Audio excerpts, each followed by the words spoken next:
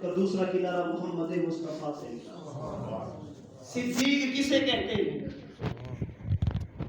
ہمارے استاد محترم دعوت برکاتہ العالیہ فرماتے ہیں صدیق اسے کہتے ہیں جو زبان سے کہے وہ کر کے دکھائے، جو کہتا ہے وہ کرتا ہے، جو نہ کرنا ہو صدیق کہتا ہی نہیں ہے۔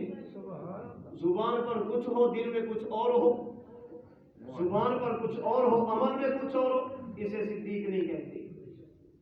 حافظ ابن حجر رحمۃ اللہ علیہ نے منبہات نامی کتاب میں ایک لمبی روایت نقل کی، اگرچہ بعض حضرات نے کہا کہ اس کی سند پر کلام ہے، لیکن اس کا مفہوم بالکل ٹھیک ہے۔ اللہ کے نبی بیٹھے، آپ نے فرمایا خود بھی بیٹھے یمینت من دنیاکم ثلاث، لوگوں مجھے تمہاری دنیا کی 3 چیزیں پسند ہیں۔ نمبر 1 الطیب، اور میں خوشبو لگانا مجھے بہت پسند ہے۔ والنساء، میں چونکہ میں امتیوں کا باپ ہوں، امت کے مرد میرے بیٹے، امت کی عورتیں میری بیٹیاں، باپ چونکہ بیٹی سے محبت کرتے ہیں اور بیٹے سے زیادہ کرتے ہیں، اس لیے مجھے امت کی بیٹیوں سے محبت ہے۔ نمبر 3 فرمایا جعلت قرۃ عینی فی الصلاۃ، اللہ نے مجھ محمد کی آنکھوں کی ٹھنڈک نماز میں رکھی ہے۔ سبحان اللہ۔ حضور نے بات مکمل کی، صدیق اکبر کھڑے ہوئے اور میں خود بھی پہلے من الدنیا ثلاث، حضور مجھے بھی دنیا کی 3 چیزیں بہت پسند ہیں۔ سبحان اللہ۔ جیسے آپ کی پسندیدہ چیزیں 3 ہیں نا، خوشبو، امت کی بیٹیوں سے باپ ہونے کی وجہ سے محبت، اور نماز، آپ کی آنکھوں کی ٹھنڈک، یہ آپ کی 3 پسندیدہ چیزیں ہیں۔ فرمایا مجھے بھی دنیا کی 3 چیزیں پسند ہیں۔ صدیق کیا؟ فرمایا النظر الی وجہ رسول اللہ، سبحان اللہ۔ میری سب سے پہلی پسند آنکھ میری ہو، چہرہ آپ کو، سبحان اللہ۔ بس دیکھتا رہو، سبحان اللہ۔ یہ میری سب سے پسندیدہ چیز ہے۔ صدیق اور کیا؟ فرمایا وانفاق مالی علی امر رسول اللہ، صلی اللہ۔ آپ فرماتے تھے میں خرچ کرتا جاؤں، سبحان اللہ۔ مال میرا ہو دین آپ کا ہو، مال میرا ہو شخصیت آپ کی ہو، مال میرا ہو ذات آپ کی ہو، یہ مجھے پسند ہے۔ نمبر 3 وان تکون ابنتی تحت رسول اللہ، حضور میری تیسری خواہش یہ ہے کہ بیٹی میری ہو، بیوی آپ کی ہو، سبحان اللہ۔ آپ کی خدمت کرے۔ پھر صدیق نے جو زبان سے کہا وہ کر کے دکھایا۔ بے شک۔ حضور نے سب سے آخر چیز کیا بتائی؟ اللہ نے میری آنکھوں کی ٹھنڈک نماز میں رکھی۔ اس کا معنی یہ حضور کی محبوب چیز ہے، اور محبوب کو بندہ کبھی چھوڑتا نہیں۔ بے شک۔ ایک وقت آیا حضور چل نہیں سکتے تھے، ایک ہاتھ حضرت عباس، دوسرا ہاتھ حضرت علی کے کندھے پہ رکھا، فرمایا مجھے مسجد میں لے کر چلو۔ حدیث مبارک کی کتابوں میں ہے حضور جب جا رہے تھے آپ کے پاؤں مبارک زمین پر گھسٹ رہے تھے، اللہ۔ پاؤں اٹھانے کی طاقت نہیں تھی۔ اس دوران اگر حضور گھر میں اشارے سے نماز پڑھنا چاہتے تو پڑھ سکتے تھے، لیکن حضور مسجد میں گئے، کیوں؟ آپ کی پسندیدہ چیز ہے، اور پسندیدہ چیز کے لیے بندہ تکلیفیں بھول جایا کرتا ہے۔ بے شک۔ صدیق اکبر کو بتایا گیا جس نبی کا تم کلمہ پڑھتے ہو مشرکین ان کو مار رہے ہیں۔ صدیق اکبر تشریف لے، ہمیں لوگوں کیوں مارتے ہو؟ کیا مسئلہ ہے؟ ان کا یہی جرم ہے کہ اللہ کے علاوہ تمہارے بتوں کو سجدہ نہیں کرتے؟ ان کا یہی جرم ہے کہ اللہ کے علاوہ کسی کو سجدہ نہیں کرتے؟ حضرت علی اور مرتضیٰ سے پوچھا گیا اس امت کا سب سے بڑا بہادر کون ہے؟ فرمایا ابو بکر صدیق۔ کیوں؟ فرمایا اس لیے کہ اللہ نے قرآن کریم کے 24ویں پارے میں ایک بندے کا ذکر کیا، وقال رجل من آل فرعون یکتم ایمانہ اتقتلون رجلا ان یقول ربی اللہ۔ انہوں نے قوم کو سمجھایا لیکن یہ نہیں بتایا کہ میں مسلمان ہوں۔ یکتم ایمانہ، یہ تو کہا کہ موسیٰ کو کچھ نہ کہو، یہ نہیں کہا کہ میں ان کے ساتھ ہوں۔ اور میں جب ابو بکر صدیق کی باری یکتم ایمانہ نہیں یظہر ایمانہ، صدیق نے ڈنڈے کی چوٹ پر کہا میں حضور کا غلام ہوں، کیوں چھیڑتے ہو؟ اللہ اکبر، سبحان اللہ۔ مشرکین نے حضور کو چھوڑ دیا، ابو بکر صدیق کو مارا، اتنا مارا کہ آپ بے ہوش ہو گئے، اٹھا کر گھر میں لے گئے۔ آپ کو تھوڑی دیر کے بعد ہوش آئے تو والدہ نے دودھ کا پیالہ پیش کیا، فرمایا دودھ سائڈ پہ کیجیے، یہ بتائیے حضور کیسے ہیں؟ سبحان اللہ۔ حضور کی کیا حالت؟ کہنے والے نے کہا انہی کی وجہ سے یہ ہوا، پھر انہی کا تذکرہ، کا قسم اٹھاتا ہوں جب تک نہیں دیکھوں گا ایک پانی کا گھونٹ بھی نہیں پیوں گا۔ اللہ۔ بلا لیں، اللہ کے نبی کو ادھر بلا لیتے ہیں، فرمایا اسے محبت تو نہیں کہتے، اسے عشق تو نہیں کہتے کہ محبوب کو اپنے پاس بلائیں۔ جو ہوتا ہے عاشق وہ جاتا ہے در پر، وہ در در نبی کو بلاتا نہیں ہے، بے شک میں چل کے جاؤں گا۔ صدیق اکبر کھڑے ہونے لگے تو قدموں نے ساتھ نہیں دیا، حضور نماز کے لیے کھڑے ہوئے تو قدموں نے ساتھ نہیں دیا، حضور نے دو بندوں کے ہاتھ پر کندھوں پر ہاتھ رکھے، صدیق نے بھی دو بندوں کے کندھوں پر ہاتھ رکھے، حضور پسندیدہ چیز کی طرف جا رہے ہیں، قدم گھسٹ رہے ہیں، ابو بکر صدیق بھی پسندیدہ چیز کی طرف جا رہے ہیں، قدم گھسٹ رہے ہیں۔ سبحان اللہ۔ فرمایا حضور مجھے آپ سے محبت ہے، پھر خدا کی کرنا دیکھیے، حضور نے فرمایا مجھے نماز سے محبت ہے، اللہ نے ایسا قانون بنا دیا، ایسا قانون بنا دیا، نبی جب قبر میں جاتا ہے اللہ نبی کو قبر میں بھی نماز پڑھنے کی اجازت دیتے ہیں۔ بے شک الانبیاء احیاء فی قبورہم یصلون، حضور فرماتے ہیں نبی کو اللہ قبر میں زندگی بھی دیتے ہیں، نماز کی اجازت بھی دیتے ہیں۔ مررت علی موسیٰ لیلۃ اسری بہ عند الکثیب الاحمر وهو قائم یصلی فی قبرہ، حضور فرماتے ہیں معراج والی رات میں نے موسیٰ علیہ السلام کو دیکھا اپنی قبر میں کھڑے ہو کر نماز پڑھ رہے تھے، سبحان کیونکہ اللہ۔ پسندیدہ چیز ہے نا، اللہ نے قبر میں بھی اجازت دی، قربان جائے صدیق تیری عصمت پہ، قربان جائے تیرے نصیب پہ، اللہ کے نبی نے آخری عمر تک نماز کو چھوڑا نہیں، چل نہیں سکتے تھے پھر بھی گئے ہیں، اللہ نے قبر میں بھی نبی کو نماز پڑھنے کی اجازت دی، صدیق نے بھی آخری عمر تک حضور کے دیدار کو نہیں چھوڑا، اللہ نے صدیق کی قبر بھی نبی کی قبر کے قریب بنوا دی، تاکہ قیامت کا دن ہو جب امت قبر سے اٹھے، کسی کی نگاہ مسجد پہ پڑے گی، کسی کی نگاہ مدرسے پہ پڑے گی، کسی کی نام ولی کی نگاہ پر پڑے گی، کسی کی نگاہ والد کی چہرے پر پڑے گی، صدیق اکبر وہ خوش نصیب صحابی ہے جب قیامت کے دن قبر سے اٹھیں گے تو سب سے پہلی نگاہ چہرہ محمد مصطفیٰ پہ۔ سبحان اللہ۔ میں حضور میری پسندیدہ چیز کیا ہے؟ آپ کو دیکھتا رہوں، دیکھتا رہوں، یہی وجہ صدیق اکبر حضور کو لے کر ہجرت والی رات پہنچے، اللہ کے نبی کو اپنی گود میں سلایا، پھر حضرت ابو بکر صدیق بیٹھے ہیں، نیچے سے سانپ آیا، اس نے حضرت ابو بکر صدیق کی ایڑی پر ڈنگ مارا، ڈسا، ابو بکر صدیق کو تکلیف ہوئی، آپ نے اپنی ایڑی کو ہلایا نہیں، بولیے نہیں، اپنی ٹانگ کو حرکت دیے نہیں، کیوں؟ بولیے کیوں؟ خوب سو رہے، میری وجہ سے حضور کی نیند خراب ہو، میری وجہ سے اللہ کے نبی اٹھے نہ، اور یہ خاندان ہے ہی ایسا، یہ ہے ہی ایسا، اللہ نے امت کو ایک نعمت دی ہے، اس امت کو اگر کسی بندے کے پاس پانی موجود نہیں یا پانی موجود ہے مگر بیماری وغیرہ کی وجہ سے استعمال نہیں کر سکتا تو تیمم کر سکتا ہے۔ سبحان اللہ۔ اللہ نے یہ حکم کیوں دیا؟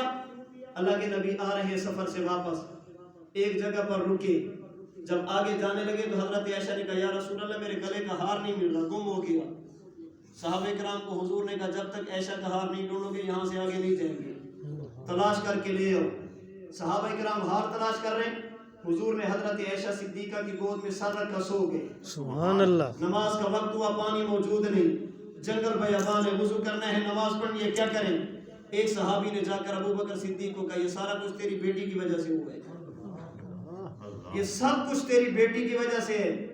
حضرت عائشہ فرماتے ابو بکر صدیق نے خیمے سے ایسے دیکھا، حضور آرام فرمائے تو سیدھا اندر آئے، آ کر میری پسلی میں مکہ مارا، مجھے اتنا درد ہوا، اتنا درد ہوا، دل کرتا تھا کہ اچھلوں، چیخ ماروں۔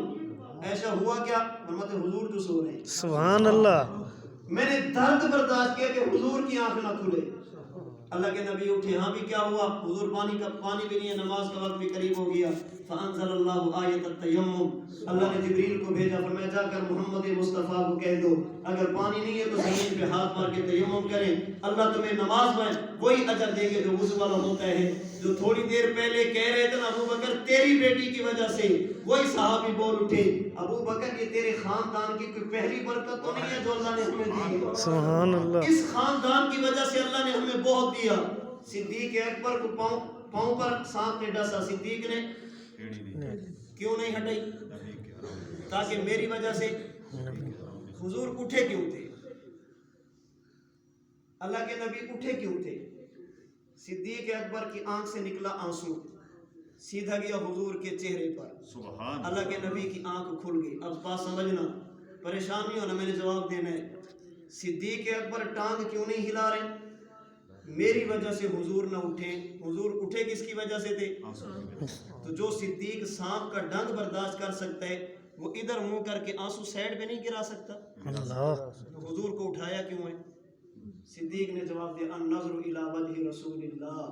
اور میں حضور مجھے آپ کا دیدار محبوب ہے. صدیق اکبر کی آنکھ سے آنسو کب نکلا کہاں گرا صدیق کو پتہ ہی نہیں چلا. پتہ ہی نہیں چلا کہ ہوا کیا ہے. وگرنہ کیسے ہو سکتا ہے کہ جو پاؤں کو حرکت نہیں دے رہا آنسو گرنے دے؟ جو پاؤں نہیں ہٹا رہا کہ میری وجہ سے حضور نہ اٹھے وہ آنسو حضور کے چہرے پہ گرنے دے؟ ایسا کبھی نہیں ہو سکتا. صدیق اکبر دیدار مصطفیٰ میں ایسے مست تھے ایسے مست تھے ایسے مست تھے. صدیق کی آنکھ سے آنسو نکل کر حضور کے چہرے پہ گیا. صدیق کو پتہ ہی نہیں چلا. سبحان اللہ. اور میں حضور میری خواہش ہے آپ کو دیکھتا رہوں. میری خواہش ہے کہ آپ پر مال خرچ کروں. پھر صدیق نے کیا. بے شک کیا. اور کتنا کیا؟ حضور کی وفات سے 4 دن پہلے 12 ربیع الاول بروز پیر حضور کی وفات ہے. اس سے 4 دن پہلے جمعرات کا دن ظہر کی نماز ہوگی. حضور کی طبیعت سنبھلی. آپ نے پوچھا صحابہ یا رسول اللہ مسجد میں موجود ہیں؟ آپ نے فرمایا لے کر چلو. اللہ کے نبی نے ظہر کی نماز کے بعد مسجد نبی میں منبر پر بیٹھ کر خطبہ دیا. آپ نے فرمایا صحابہ اللہ نے ایک بندے کو اختیار دیا ہے. دنیا میں رہنا چاہے تو اس کی مرضی, اللہ کے پاس جانا چاہے تو اس کی مرضی. فاختار الآخرہ. اس بندے نے اللہ سے ملاقات کو ترجیح دی ہے, دنیا میں رہنا پسند نہیں کیا. صحابہ کرام بیٹھے ہیں. ایک شخص جو بالکل کونے میں بیٹھا یہ بات سن کر رونا شروع کر دیا. رونا شروع کر دیا. یہ کون تھا؟ ابو بکر صدیق. سبحان اللہ. صحابہ فرماتے ہیں ہمیں تعجب ہوا صدیق اس میں رونے کی کیا بات ہے؟ ہمیں اس وقت سمجھے جب 4 دن بعد حضور کا انتقال ہوا. حضور بتانا چاہتے تھے اللہ نے مجھے اختیار دیے دنیا میں رہوں یا آخرت کی تیاری کروں. میں نے دنیا میں رہنا. اور ہمارا عقیدہ ہے, ہمارے عقائد کی کتابوں میں لکھا ہے آدم سے لے کر جناب رسول اللہ صلی اللہ علیہ وسلم تک سوائے حضرت عیسیٰ کے وہ جب آئیں گے ان کے ساتھ بھی یہی ہوگا. نبی کے ساتھ 2 چیزیں خاص ہیں. جب نبی دنیا سے جانے لگتا ہے اللہ نبی کو اختیار دیتے ہیں, رہنا چاہو تو ہم عمر بڑھا دیتے ہیں.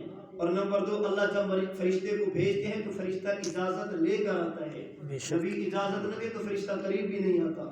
ملک الموت امتی سے اجازت نہیں لیتا, نبی سے لیتے ہیں. اللہ نے ہر نبی کو اختیار دیا اور انبیاء میں سے ایک نبی بھی ایسا نہیں ہے جس نے یہ کہا ہو کہ اللہ میں دنیا میں رہنا چاہتا ہوں. ایک بھی نہیں ہے. سب نے یہ کہا اللہ اے اللہ آپ. حضور نے دیکھا صدیق رو رہے ہیں. آپ علیہ الصلوۃ والسلام نے گفتگو کا عنوان بدل دیا, اپنی تقریر کا عنوان بدل دیا. بات کیا فرما رہے تھے؟ لوگوں ایک بندے کو اللہ نے اختیار دیا ہے دنیا اور آخرت میں, اس نے آخرت کو اختیار دیا.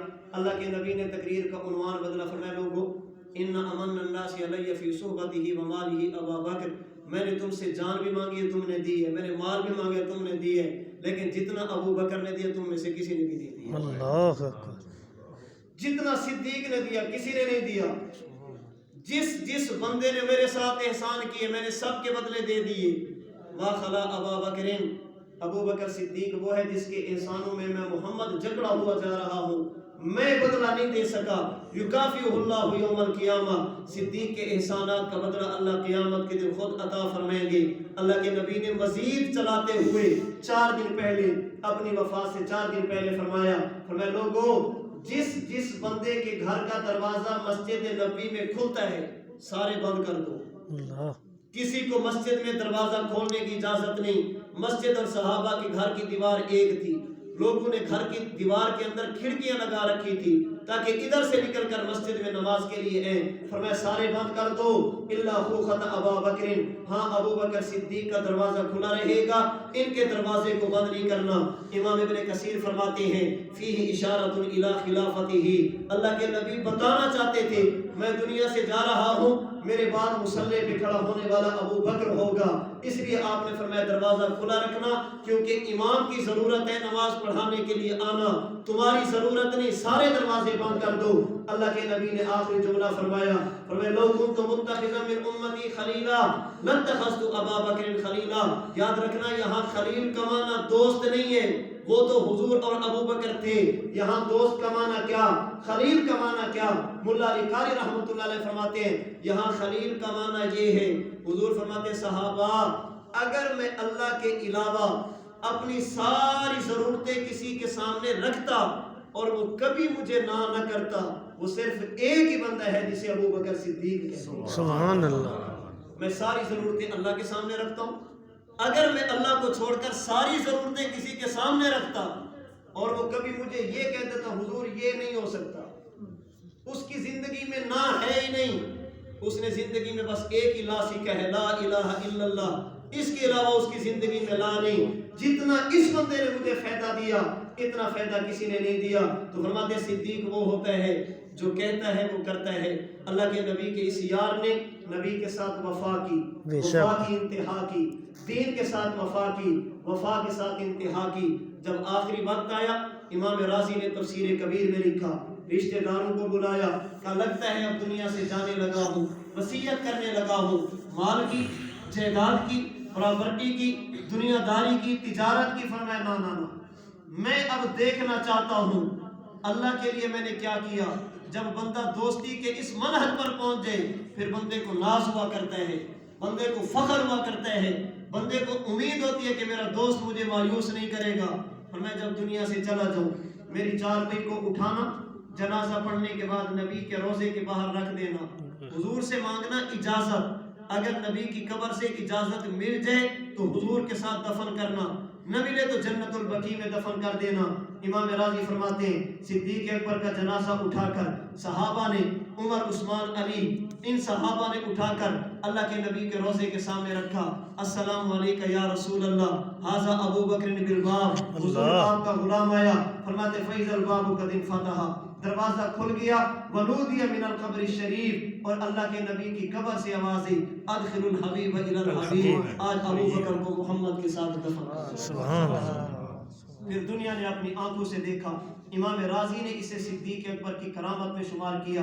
میرے دوستو, حضرت ابو بکر صدیق رضی اللہ تعالی عنہ صحابہ کرام کے امام, حضور کے جانشین, آپ کے خلیفہ اول, خلیفہ بلا فصل, سب سے پہلے مسلمان حضرت ابو بکر صدیق ہیں. بلکہ یوں کہا جائے تو بے جانا ہوگا اسلام کی ابتدا صحابہ سے ہے اور صحابہ کی ابتدا ابو بکر صدیق سے. سبحان اللہ.